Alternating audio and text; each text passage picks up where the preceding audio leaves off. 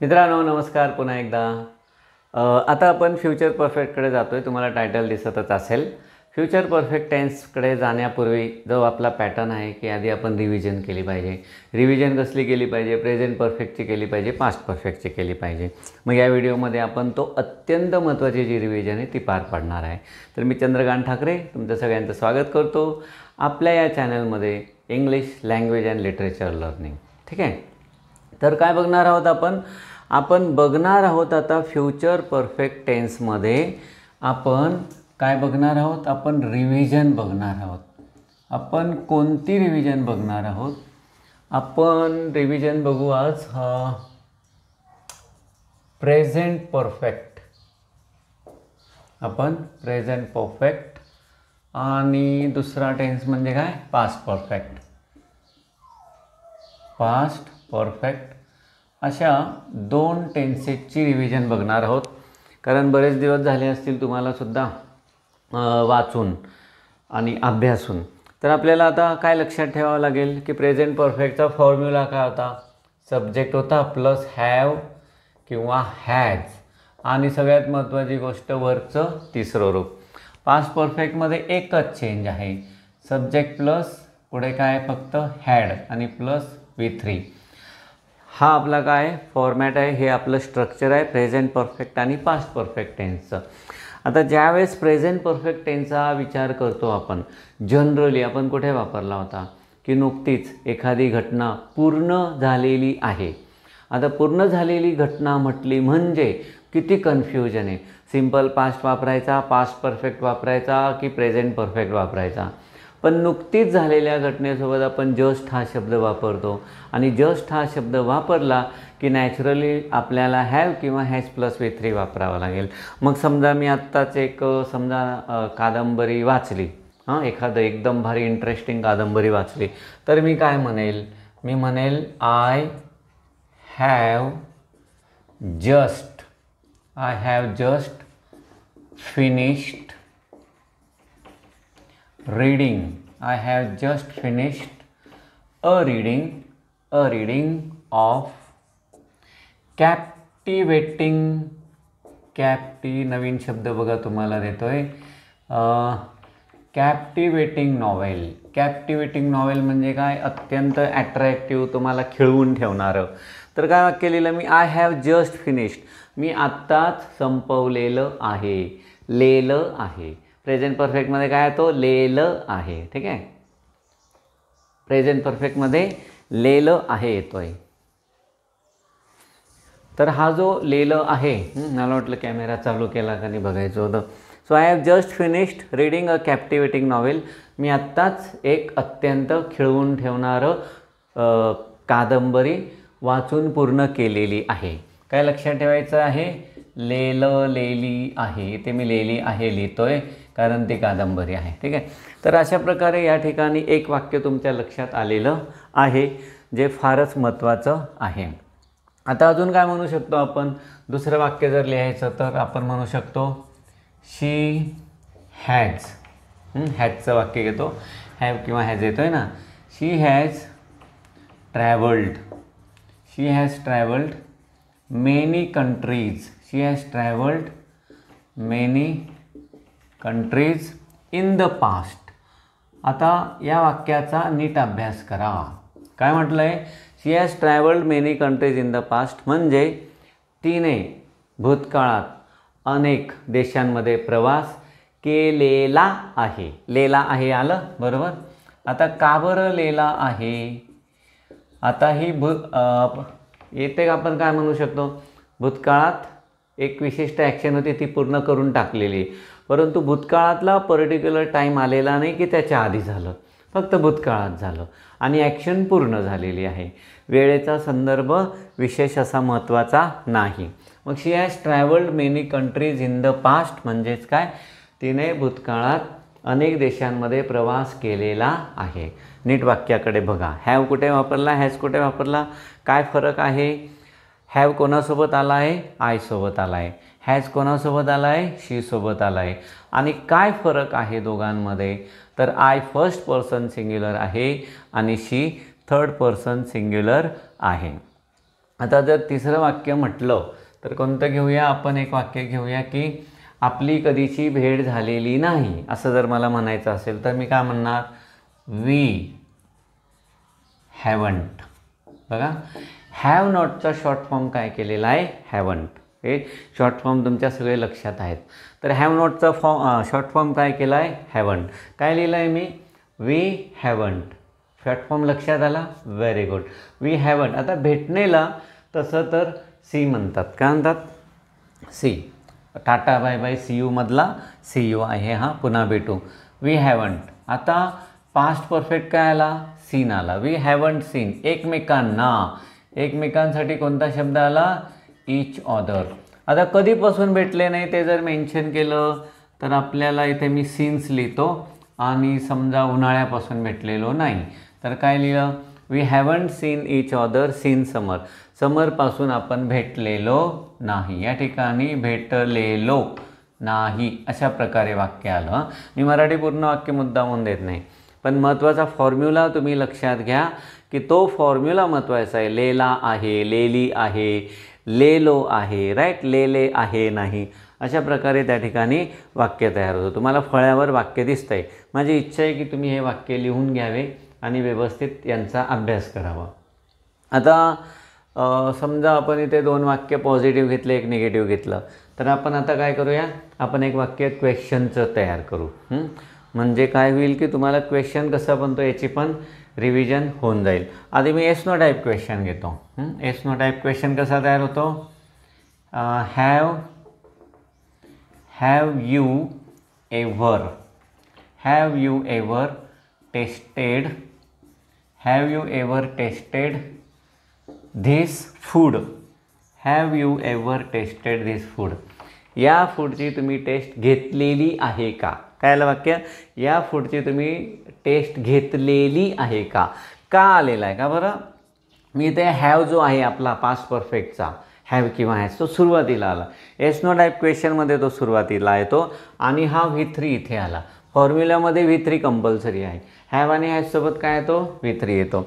आणि हा V3 या ठिकाणी जरा लांब आलेला आहे कारण इथे आपल्याला सब्जेक्ट आधी घ्यावा लागणार होता. So have you ever tasted this food म्हणजे या फूडची टेस्ट तुम्ही कधी, एव्हरचा अर्थ काय घ्यायचा? कधी. घेतलेली आहे का? या ठिकाणी घेतलेली आहे का? मुद्दामून हा फॉर्म्युला लिहितो आहे. माझी इच्छा आहे तुम्ही हे सुद्धा लिहून घ्यावं आणि व्यवस्थित या गोष्टीचा फरक समजून घ्यावा. इथे मी का लिहायला पाहिजे होतं ना? घेतलेली आहे का? लेलो नाही, लेला आहे, लेली आहे, राईट. आता एखादं आपण काय करूया? आपण एखादं WH क्वेश्चन घेऊया. तुम्हाला शिकवताना मी सगळ्या प्रकारचे वाक्य शिकवलेले होते. तो व्हिडिओ तुम्ही परत बघून घ्या. पण ही रिव्हिजन गरजेची होती कारण इथून पुढे आपल्याला कुठे जायचं आहे? फ्युचर परफेक्टकडे जायचं आहे. हे समजलं म्हणजे आपोआप आपल्याला ते समजेल, राईट. मग आता इथे प्रश्न बनवताना आपण एक प्रश्न बनवूया WH क्वेश्चन. होय. वाय द टीम काय बनवायचं वाक्य? आता एखादी जर क्रिकेट टीम आहे किंवा एखादी टीम ही पुन्हा पुन्हा जिंकत असेल तर काय करूया? वाय आपल्याला हॅज आधी लिहावा लागेल. प्रश्न बनवतो आहे ना आपण. Y has the team won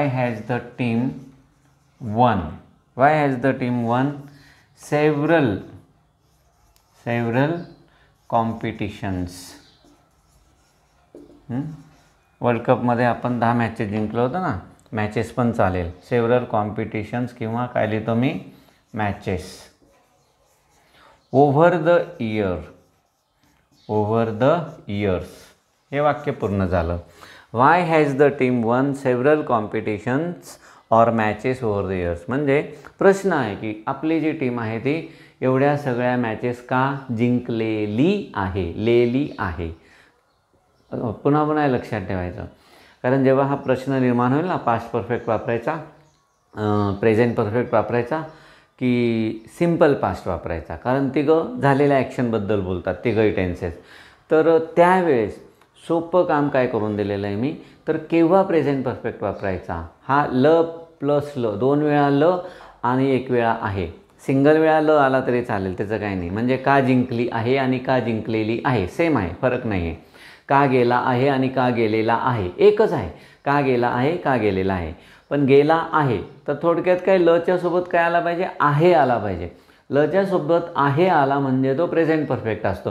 बिलकुल घाबरायचं नाही. मग सिम्पल टेन्स, सिम्पल पास्ट पण नाही वापरायचा, पास्ट परफेक्ट पण नाही वापरायचा. आहे आहे म्हणजे प्रेझेंट टेन्स आहे, पुढे लिहिला आहे की परफेक्ट झाला तो. आणि वाक्यामध्ये हॅव किंवा हॅज प्लस V3. तर मला असं वाटतं 5 वाक्य भरपूर झाले. काय काय केलं आपण. I have just finished reading of captivating novel. She has travelled many countries in the past. We haven't seen each other since summer.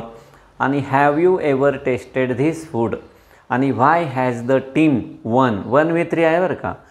Win 1-1. Why has the team won several competitions or matches over the years. ठीक आहे. मग आता आपण जाऊया past परफेक्टकडे. काय सांगितलं मी पास्ट परफेक्टमध्ये, subject plus had plus V3. काय फरक पडेल बरं. जर प्रेझेंट परफेक्ट आणि पास्ट परफेक्ट यांची तुलना केली तर काय फरक पडेल. एकच फरक पडेल, हॅव हॅजच्या जागी हॅड येणार. नंबर 1.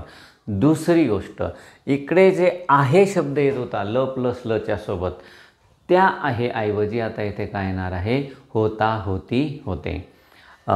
समजा आता आपल्याला एक वाक्य घ्यायचं या ठिकाणी होता होती इथे. आता इथे महत्त्वाची गोष्ट, एक गोष्ट मी तुम्हाला मागच्या व्हिडिओमध्ये म्हणजे बहुतेक फ्युचर कंटिन्युअसमध्ये पर्टिक्युलर टाईम या कॉन्सेप्टबद्दल बोललो होतो. आणि त्या कॉन्सेप्टमध्ये बोलत असताना तुम्हाला सांगितलं होतं की पास्ट टेन्समध्ये हा पर्टिक्युलर टाईमची कॉन्सेप्ट फार महत्त्वाची आहे. जसं आपण बघितलं की फ्युचर कंटिन्युअस टेन्स भविष्य काळात विशिष्ट पर्टिक्युलर वेळेत एखादी ॲक्शन कंटिन्युअसली चालू असेल तिथे आपण प्रेझेंट कंटिन्युअस टेन्स म्हटलं होतं. आता इथे काय होणार आहे पास्ट परफेक्टमध्ये, भूतकाळात विशिष्ट एक घटना घडते, त्याच्या आधी एक घटना पूर्ण झाली. म्हणजे एक पर्टिक्युलर मोमेंट आहे, पर्टिक्युलर ॲक्शन आहे आणि त्या ॲक्शनच्या आधीच अजून एक गोष्ट पूर्ण घडलेली आहे. म्हणजे 2 घटना आहे, दोघं पास्टमध्ये आहे. एकतर घटना आहे, एकतर क्षण आहे, काहीतरी मोमेंट आहे, त्याच्या आधी एखादी घटना घडली.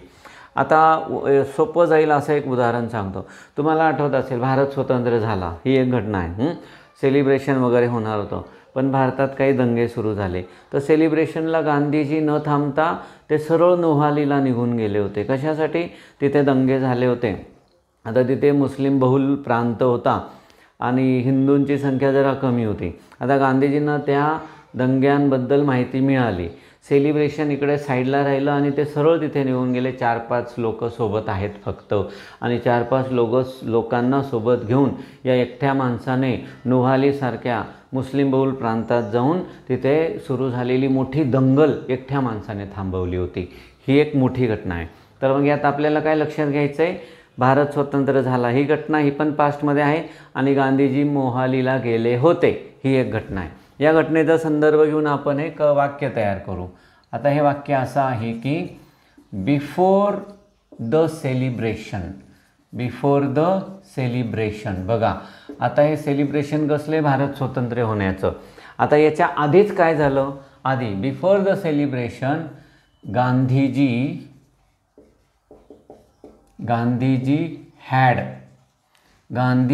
Had left for Mohali.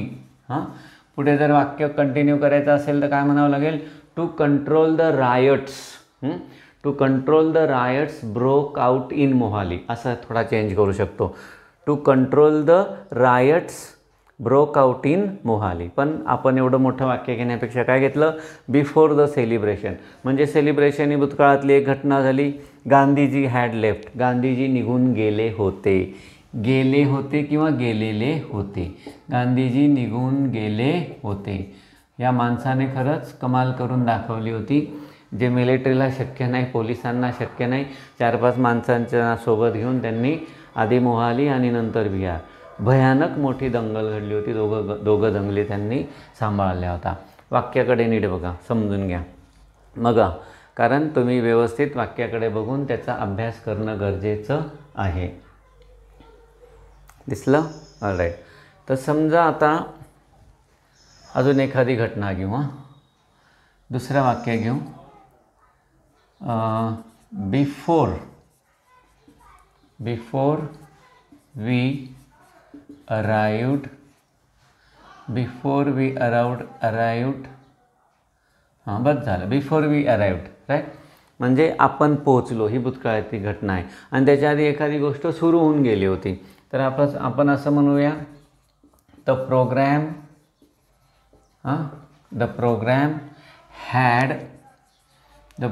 Had already, हा ऑलरेडी शब्द पण इम्पॉर्टंट आहे, ऑलरेडी स्टार्टेड. आता इथं कोणती घटना आहे भूतकाळातली? आपण पोहोचणे. त्याच्या आधी एक घटना सुरू झाली, कार्यक्रम सुरू झाला. मग इथे अराइव्ड म्हटलं. जेव्हा दोन घटना असतात, दोघी पास्ट टेन्समध्ये घडल्या, जी घटना नंतर घडली तिथे आपण सिम्पल पास्ट वापरणार, जी घटना आधी घडली तिथे आपण पास्ट परफेक्ट वापरणार. नंतर घडलेली घटना कोणती होती? आपण पोहोचणं. आधी घडून गेलेली घटना कोणती होती? प्रोग्राम चालू होणं. मग त्याच्यासाठी आपण पास्ट परफेक्ट वापरला, हॅड आणि स्टार्टेड. बिगन पण म्हणू शकतात तुम्ही. मग आता काय आलं इथे? आम्ही पोहोचण्यापूर्वीच प्रोग्राम चालू झाला होता. ठीक आहे. वाक्य लिहून घ्या मित्रांनो, फार महत्त्वाचं आहे. फॉर्म्युला लक्षात घ्या, फॉर्म्युलाच्या आधारावर वाक्य लिहून घ्या. ओके. समजा आता मी आज निघालो, थोड्या वेळात मी माझ्या क्लासला निघालो आणि क्लासला गेल्यावर माझ्या लक्षात आलं की माझा फोन घरीच राहून गेला. तर काय होणार? सो मी म्हणणार की आय रिअलाइज्ड, माझ्या लक्षात आलं. I realised that. आता हे रिअलायझेशन केव्हा आहे? क्लासमध्ये पोचल्यानंतर.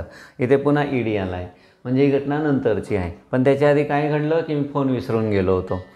पण हे मला केव्हा रिअलाईज झालं? क्लासमध्ये गेल्यानंतर, ऑफिसमध्ये गेल्यानंतर. I realised that I had left my mobile at home. काय लिहिलं? I realise that I had left my mobile at home. मग ते इन द ऑफिस वगैरे ते आहेत. आता काय झालं मराठीमध्ये? माझ्या लक्षात आलो simple past. That I had left my mobile at home, की माझा मोबाईल घरीच विसरलो होतो. खरं तर राहून गेलेला आहे, पण विसरलो होतो. काय आला? लो होतो. बघा, छान वाक्य आहे, थोडं वेगळं आहे, कनेक्शन आहे त्यांच्यामध्ये कोणतं पास्ट परफेक्टचं.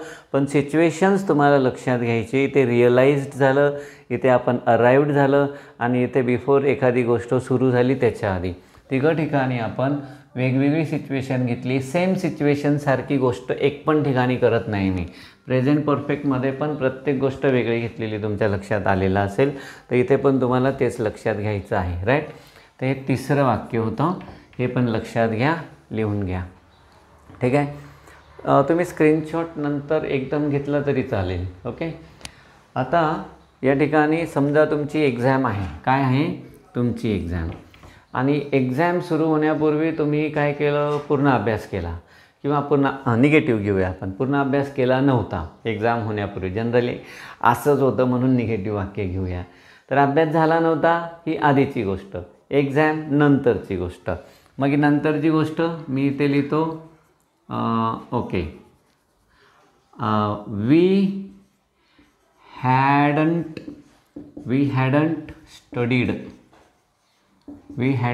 स्टडीड पुरेसला शब्द काय? Enough. We hadn't studied enough before the final exam. बघा काय वाक्य आलं? We hadn't studied enough before the final exam. म्हणजे फायनल एक्झामच्या आधी आम्ही पुरेसा अभ्यास केलेला नव्हता आणि केलेला नव्हता एकच. मी तुम्हाला सांगितलेलं आहे, लेला पण चालेल आणि फक्त केला पण चालेल. केला नव्हता, राईट. काय लिहिलं मग? We hadn't studied enough before the final exam. वाक्याकडे नीट बघा. तुम्हाला फॉर्म्युला बघायचा. फॉर्म्युला बघताना काय करायचं? हॅड प्लस V3 आहे का शोधायचं. आता इथे हॅड प्लस V3 आहे का शोधायचं आणि अर्थ लक्षात घ्यायचा. इथे काय होतं, इथे पण हॅड प्लस V3.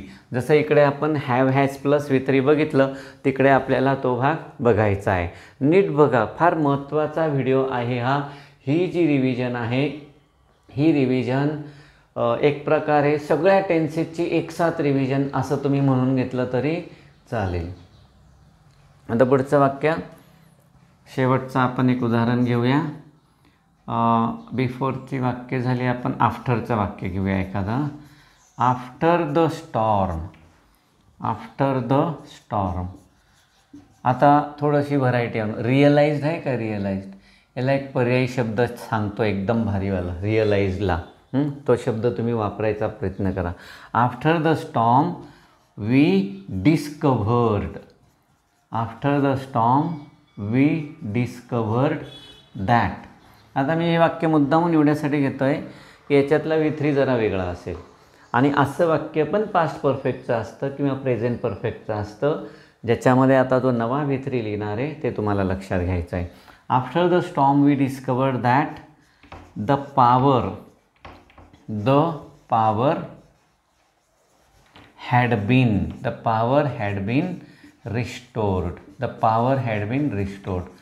बघा, या ठिकाणी मी कोणता आणलेला आहे, V3 बीन आणलेला आहे. हा बीन फार महत्त्वाचा आहे. का बरं बीन महत्त्वाचा आहे? एम इज आर हा V1 असतो, वॉज वेअर हा V2 असतो आणि यांचा V3 बीन असतो, म्हणून हा बीन. कुठे वापरतात? पॅसिव्ह व्हॉईसमध्ये. सगळे वाक्य ॲक्टिव्ह व्हायचे होते, त्याच्यामुळे हॅड नंतर डायरेक्ट लेफ्ट आला, आपणच क्रिया करतो आहे. पण क्रिया घडली म्हणजे पॉवर रिस्टोर करून दिली होती कोणीतरी आपल्याला, म्हणून त्या ठिकाणी हॅड बीन आला. आता आपण कृती करतो आहे काही नाही. समजा MECBचं ऑफिस आहे, त्यांनी आपल्यासाठी पॉवर रिस्टोर करून दिली, म्हणजे क्रिया करणारी व्यक्ती कोणीतरी आहे, ती आपल्यासाठी करून दिली, पॉवरवर क्रिया झाली, पॅसिव्ह व्हॉईस झाला आणि त्यामुळे तिथे बीन आला. After the storm we discovered that the power had been restored. म्हणजे काय? स्टॉर्म म्हणजे काय? वादळ. वादळानंतर आमच्या लक्षात आलं की पॉवर पुन्हा सुरू करून दिलेली होती. तर या ठिकाणी सुरू करून दिली होती, इथे मी ली होती लिहितो, ली होती. तर हे झाले आपले महत्त्वाचे वाक्य. आता समजा भविष्यकाळातलं उदाहरण झालं तर काय होऊ शकतं? आता इकडे येऊया. I have just finished reading of captivating novel. फ्युचरचं वाक्य कसं होईल मग? मराठीत सांगा की मी आत्ताच एक नॉवेल वाचून पूर्ण केलेलं आहे. तर आता आपल्याला भविष्यातली एक पर्टिक्युलर पॉईंट शोधावा लागेल आणि त्यावेळेस एक क्रिया पूर्ण झालेली असेल. म्हणजे उद्या सायंकाळी 5 वाजता माझं हे नॉवेल वाचून झालेलं असेल. क्रिया पूर्ण झाली, पण केव्हा? भविष्यकाळात. भविष्यकाळात केव्हा? एका विशिष्ट वेळेस. आपण काय म्हणतो आहे? फ्युचर परफेक्ट शिकणार आहोत. फ्युचर परफेक्टमध्ये पण ॲक्शन पूर्ण झालेली असेल. आता इथं केव्हा ॲक्शन पूर्ण झालेली होती? प्रेझेंट परफेक्टमध्ये नुकतंच, पास्टमध्ये, राईट. आणि इथे भूतकाळात एका विशिष्ट पर्टिक्युलर मोमेंटच्या आधी. आता सेम टू सेम भविष्यकाळात काय होणार आहे? एखादी ॲक्शन पूर्ण झालेली असेल, ती अजून झालेली नाही, आपल्याला आत्ताच बोलायचं की भविष्यकाळात विशिष्ट एका पॉईंटला एखादं काम झालेलं असेल. जसं मी तुम्हाला नॉवेलचं उदाहरण दिलं की उद्या सायंकाळी 5 वाजता माझं हे नॉवेल वाचून झालेलं असेल. हे झालं भविष्यकाळातला पर्टिक्युलर पॉईंटला पूर्ण झालेली ॲक्शन. त्याच्यासाठी आपण कोणता टेन्स वापरणार आहोत? फ्युचर परफेक्ट वापरणार आहोत आणि ते आपण पुढच्या व्हिडिओमध्ये समजून घेणार आहोत. पुढचा व्हिडिओ पण व्यवस्थित बघा.